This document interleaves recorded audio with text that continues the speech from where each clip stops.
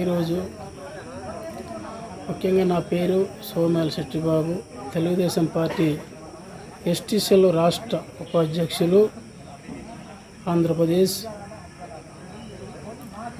మాడుగుల మండలం.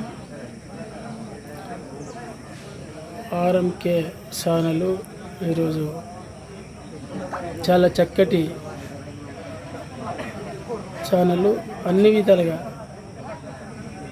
ఏజెన్సీ ప్రాంతంలో కూడా అందుబాటులో, మారుమూల ప్రాంతాల్లో కూడా అందుబాటులో వస్తున్నటువంటి ఆర్ఎంకే ఛానల్కి ప్రత్యేక ధన్యవాదాలు.